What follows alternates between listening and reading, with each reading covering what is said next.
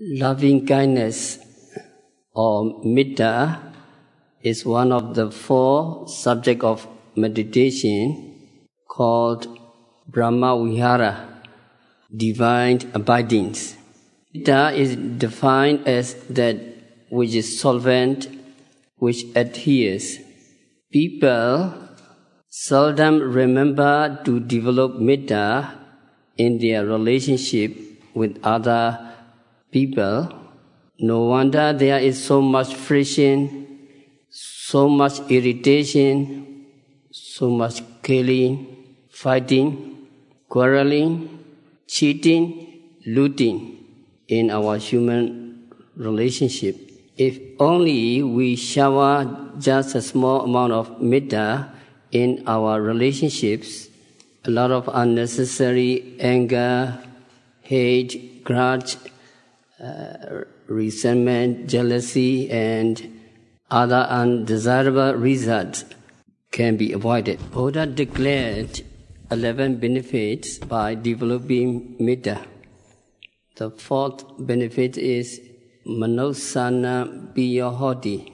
You will be dear to human beings. And the 5th is Amanosana Piyahoti. You are dear to non-human beings. And 6th is Devata Rakhanti. Deva love you and they will protect you. You are protected by deities. So Devas of the tree will not make a display of horrible sensational sense. They will not strike terror into the hearts of the people who develop metta. How it happened? At one time, Lord Buddha was residing at Jetavana Monastery in the city of Savatthi. At that time, 500 monks took instruction from the Buddha on the method of practicing Kammatthana meditation. They went out in search of a suitable monastery and a village where alms donor could be available. Then they reached a mountain where lakes were in abundance at the fringe of the Himalayas. The place was hygienically clean and refreshingly cool and peaceful. They stayed for one night at this place. Early the next morning, they visited a village in the neighborhood to seek for alms. This village was fairly large with 1,000 dwelling houses. The villagers were generous and hospitable.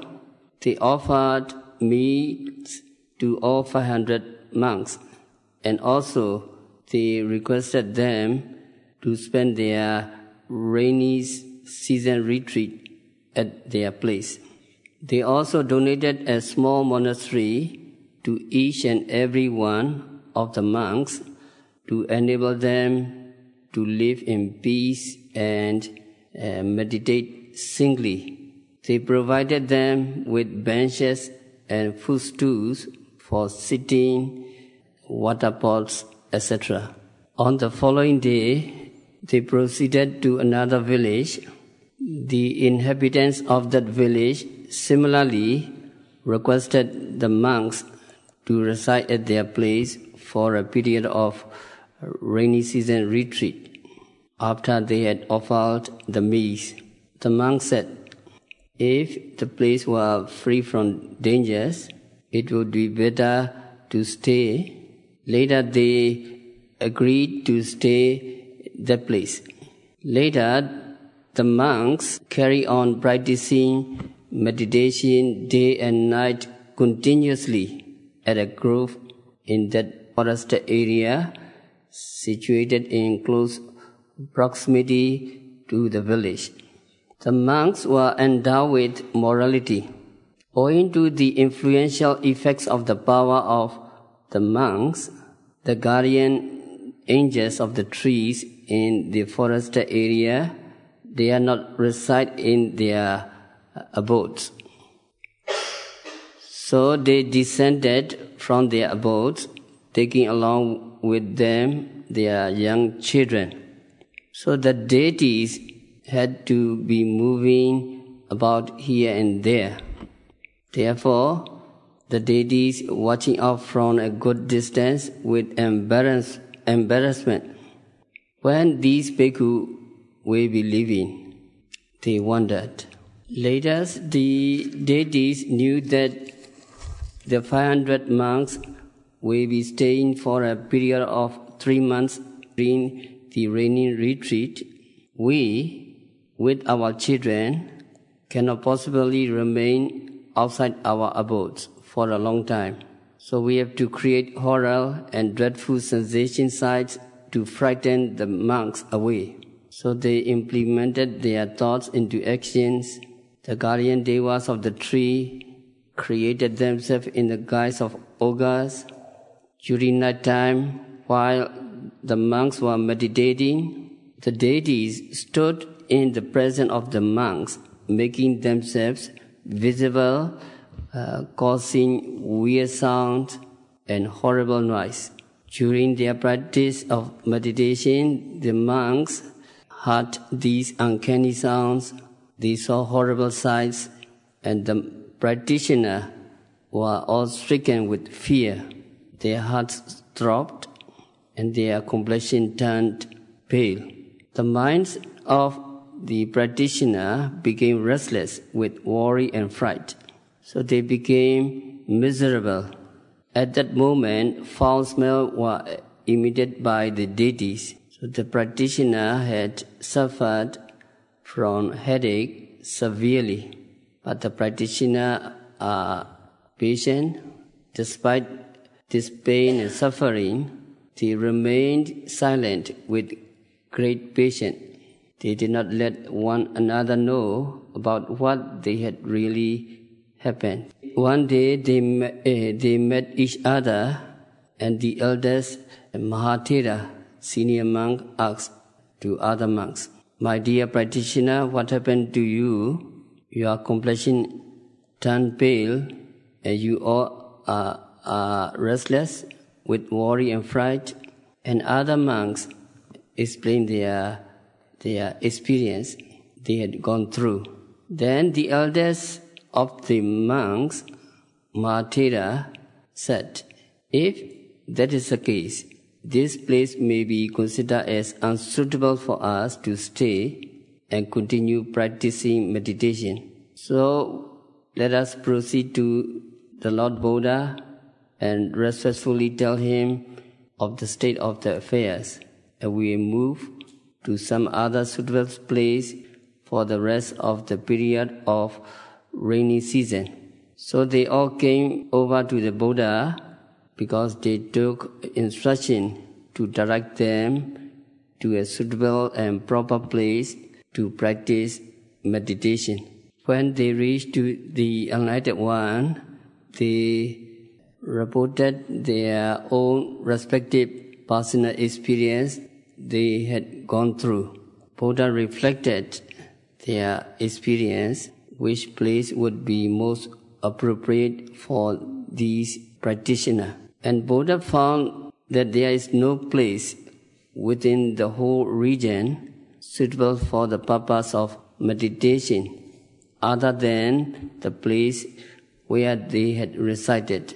So Buddha ordered them, "Bhikkhus, return to the forest retreat from where you had come.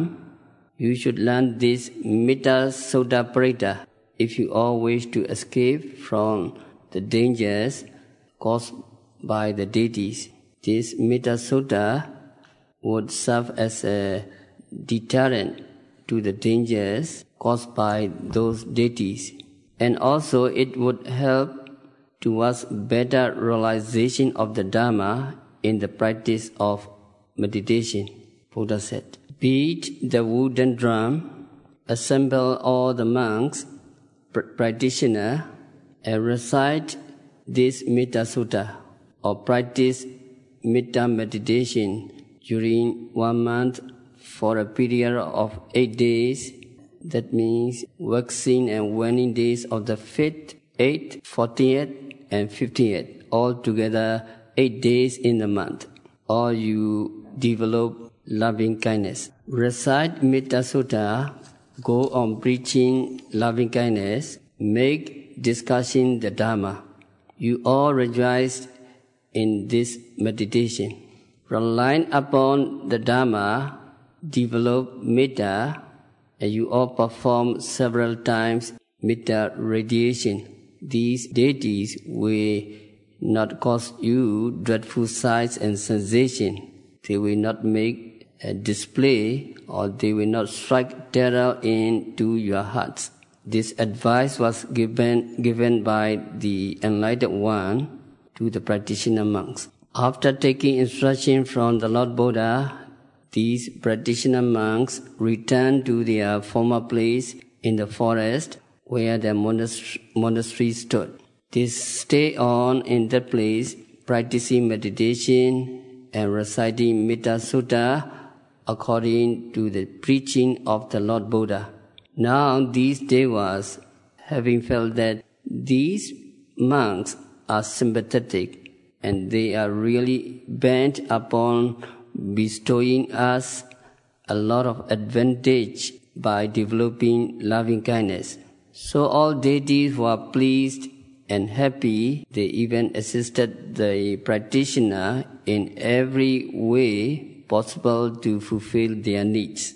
Under these favorable circumstances, all practitioner monks, after developing loving kindness and indulging in the practice of vipassana, based upon Metta Jhana, they all attained arahantship, reaching the stage of arahata phala during that period of rainy season retreat. By the power of Metta, by the powerful influence of the noble attributes of this Metta Parita, the guardian devas of the trees refrain themselves from showing horrible sights and sensational objects to frighten the practitioner. In this sutta, in the preliminary verse, it mentioned Anu Yongjanto, in Pali, that is practicing.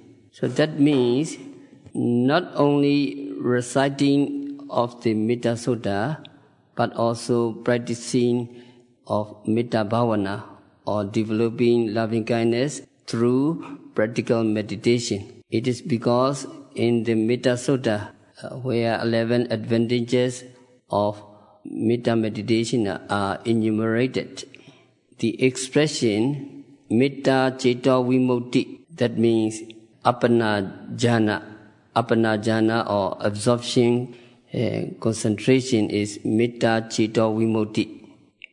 By gaining the Appana jhana, practitioner can obtain 11 advantages of Metta.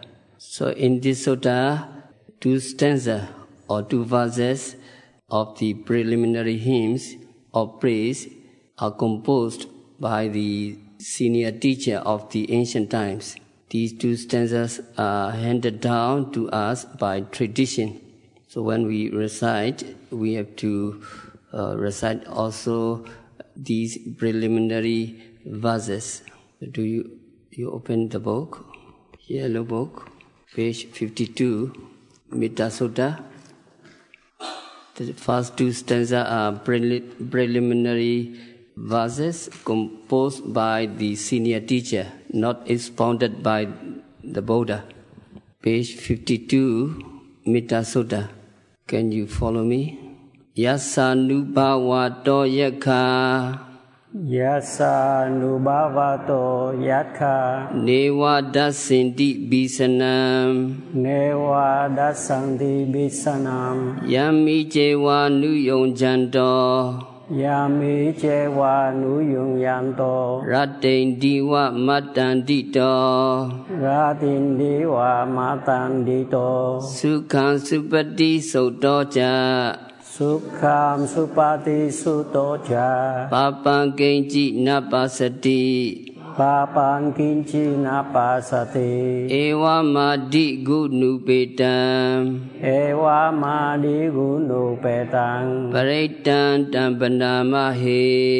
Paritam tambanamahe. Translation follow my reading. By the power of this sutta, by the power of this sutta, the yakas do not show fearful vision. The yaka do not show fearful vision. A person making effort in metta day and night, a person making effort in metta day and night, will sleep soundly. Will sleep soundly. And when he is asleep, he does not have bad dreams. He does not have bad dreams. O good people, let us recite this protective sutta, let us recite this protective sutta, which is endowed with these qualities and others as well. Which is endowed with these qualities and others as well. So there are 11 benefits, 11 advantages you may obtain if you practice loving kindness meditation. And then next stanzas responded by Lord Buddha. We will continue tomorrow. We have to stop our discourse for today by practicing loving kindness meditation, by observing every phenomena occurring at the six senses, by practicing sitting, standing, walking, stretching, bending, lying down, continuously and meticulously. May all practitioners realize the real peace in the very near future. Sadhu, sadhu, sadhu.